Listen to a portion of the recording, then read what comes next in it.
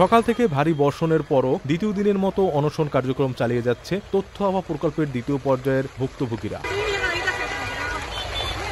উল্লেখ্য, গত ২৬ মে press briefing এর আলটিমেটামের পরে কোনো সাড়া না পেয়ে গতকাল ২৮ মে প্রেস ক্লাবের সামনে অবস্থান নিয়েছিলেন কয়েকশো তথ্য আভা প্রকল্পের কর্মকর্তা এবং কর্মচারীরা। তারা জানিয়েছে তাদের ৪ দফা দাবি যতক্ষণ পর্যন্ত মেনে না নেওয়া হবে ততক্ষণ পর্যন্ত তারা রাস্তা ছাড়বেন না।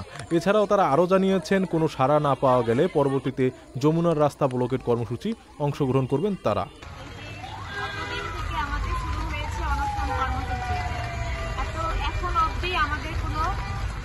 কর্মকর্তারা আমাদের খোঁজ খবর এখন পর্যন্ত নেয়নি। তো আমরা কি ভাববো যে আমরা কি আমরা মূল্যহীন, আমরা কি সম্পদ না? আমাদের দেশের কি আমরা নাগরিক না? আমাদের জীবনের কোনো মূল্য নেই।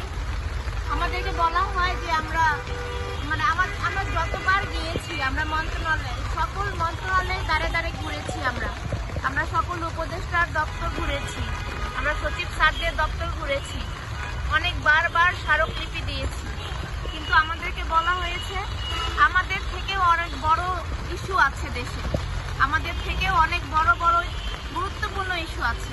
তার মানে কি আমরা কোনো গুরুত্বপূর্ণতা বহন করি না, আমরা অপ্রয়োজনীয়। তাই কি আমাদের যে জীবনের কোনো মূল্য নেই।